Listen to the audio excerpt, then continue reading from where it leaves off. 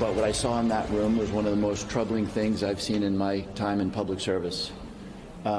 You have two individuals in clear distress, without any means of locomotion, with a destroyed vessel, who are killed by the United States. It was Congressman Jim Himes on December 4th after viewing classified briefing about the second strike in the Caribbean. Hi again, everybody. It's now 5 o'clock in New York. You do not have to be an expert in warfare. You don't need to have any sort of encyclopedic knowledge of the Geneva Conventions or the laws of armed conflict or the history of the rules of engagement. You don't even need to have heard of the word perfidy before today to grasp the rank moral depravity, how far from normal we are, and what is at the center of what may very well turn out to be a war crime perpetrated by Donald Trump's Department of Defense. It is the subject of some extraordinary new journalism, some groundbreaking new reporting in the New York Times that shines a light on the first of what would be dozens of deadly military strikes on boats alleged to be smuggling drugs in the Caribbean. We are back at that September 2nd operation. It's in question again, video of which you just heard Congressman Jim Himes describe as, quote, one of the most troubling things he'd seen in his time in public service. It was already the subject of scrutiny, having to do with that second strike that killed two survivors floating amid the wreckage. And now this. The New York Times, citing officials briefed on the matter, reveals this, that the Pentagon used a secret aircraft painted to look like a civilian plane, its munitions carried inside the fuselage rather than visibly under its wings, and that's a big deal.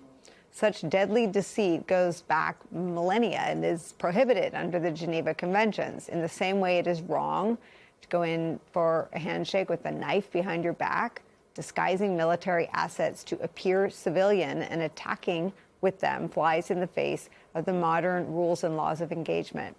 And even if you buy the Trump administration's dubious position that such strikes are part of a larger armed conflict with drug cartels, from the Times reporting, quote, regardless of the specific aircraft at issue, three people familiar with the matter acknowledged that it was not painted in the usual military gray and lacked military markings. But they said its transponder was transmitting a military tail number, meaning broadcasting or squawking its military identity via radio signals. Several law of war experts said that would not make the use of such an aircraft lawful in these circumstances, since the people on the boat probably lacked equipment to pick up the signal, end quote.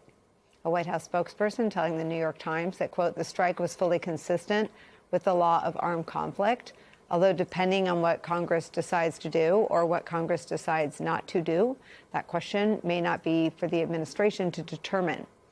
That new reporting is where we begin the hour with some of our favorite experts and friends. Lieutenant General Mark Hertling is here. He served as the commanding general of the U.S. Army in Europe. Also joining us, Margaret Donovan. She served as a captain in the Army, serving in the 101st Airborne Division and later in the 5th Special Forces Group. She was captain in the JAG Corps and is the former assistant U.S. attorney for the District of Connecticut. She's now a visiting lecturer at Yale Law. Also joining us, former Undersecretary of State for Public Diplomacy and Public Affairs during the Obama administration, MS Now political analyst Rick Stengel is with me at the table for the hour. General Hertling, I start with you.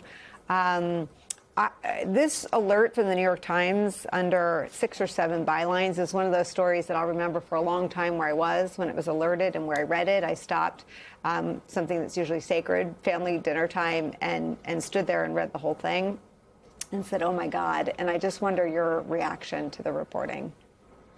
My reaction, Nicole, is that this is just another step against ethical behavior. And, you know, as soldiers, as commanders, with our JAGs behind us, like Margaret, we make decisions based on morality and ethics and legality. It's how we fight. And we do that for several reasons. The primary one is because you don't want your enemies doing something bad against you other than fighting. You also know from readings of St. Augustine and others the moral implications of warfare and killing people, the controlled chaos that commanders have to have as one of their responsibilities. So when you start using deceit, not deception, not camouflage, but true deceit, it it overrides that morality that's associated with war. And that's what we put our servicemen and women into, and they have to live with it. And unfortunately, the decisions that are being made to use some of these techniques, just like waterboarding was used during the 2000, early 2000 post 9/11 period, it gnaws at people. They don't like to do it. There's no proof that it works. So those are the kinds of things you have to consider, and which your legal advisors, the SJAs of the world, help me as a commander work my way through. I happen to have nothing but great lawyers the whole time I was in command of different organizations. And they really helped me get my mind right. So when I put my soldiers into harm's way, I knew that they wouldn't walk away with some kind of stress disorder because of what they did in combat. So, General, I mean, pull that thread for us. If inside the Hegseth Department of Defense, lawyers greenlit what is in the manual. I mean, I think you are one of the people who educated me that striking shipwreck survivors of a missile attack is literally in the manual as something on the other side of the line of the laws of war. This is as well. It's on page 328 of the Department of Defense Law of War Manual. It says, treachery or perfidy used to kill or wound during international armed conflict. It is prohibited to kill or wound the enemy by resort to perfidy. Why? And that is what it I mean, you define it for me as opposed to listening to me bumble through it, but pretending to be using an aircraft that isn't a military aircraft is the definition of that crime. How did we get here? Because we keep crossing lines. And when you talk about the admission by various legal channels to what can be and what can't be done, truthfully, I hearken back to my time as a young one-star general in the Pentagon when they were literally debating the waterboarding actions. And the Chief of Staff of the Army was getting advice from his lawyers saying, we don't want soldiers doing that. So the Army, General Shinseki, refused to be a part of that, and that's why it was transferred over to the CIA. It depends on who your lawyers are and how much they want to bend and sometimes even break the rules. And when you're talking about the Department of Defense, you have the advisors to the secretary, and then you have the staff judge advocates that are part of the command. And they're different people. One tends more towards civilian legalities. The other one understands what I tried to explain earlier, probably not in great words, the moral aspects of combat and how you want to bring your soldiers home. Margaret Donovan, take us inside your analysis of how far from normal we are based on this New York Times reporting. Yeah, I mean, this is pretty problematic. And if most Americans haven't heard of perfidy before this, it's because it really doesn't come up. It is that textbook of an example of things that you don't do in combat.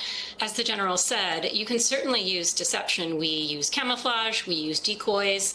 One famous example is called Operation Fortitude in World War II. We set up basically inflatable tanks across the English Channel to try to deceive the Germans or try to convince the Germans that we were going to cross at a place that we weren't going to cross. So certainly decoys and camouflage are used in the military context. Perfidy is not, and here's why. When you are deceiving the enemy into thinking that you are something that has protected status, which is exactly what happened here. You convinced the so-called enemy in this point, and we could talk a little bit about whether or not this is an armed conflict. I know we've talked about that before. But when you are convincing your adversary that you are flying planes where you can't see the weapons and that appear to be civilian planes, do you know what that does? That makes the enemy target civilian planes. And that's why we don't do that. That is the danger of committing perfidy. And what's more troubling about this initial strike, because I think this reporting ties back to that now infamous September 2nd strike, is we didn't even need to do that. If the issue was you didn't want the target to identify you, you can use an MQ-9 Reaper or any other unmanned aircraft and fly pretty much without detection over your target if you're high enough. So it made no sense that we did this. And the only explanation that I can come up with is that the JAGs were nowhere in the room when they came up with this idea.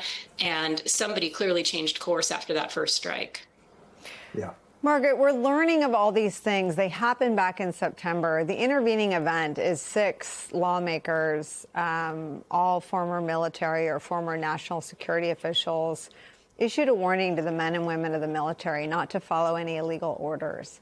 I wonder if you see that urging any differently in light of all the revelations that have become public.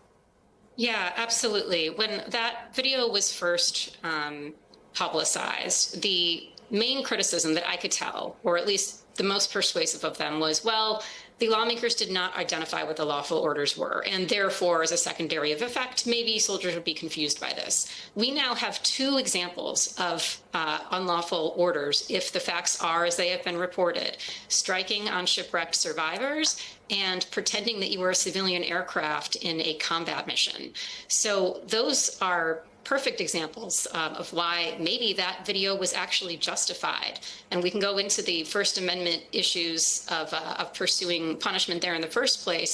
But I think that any argument that that video was, made for no reason, or there was no need to remind service members of their obligation to follow lawful orders, that is undermined by these 2 instances if the reporting is accurate.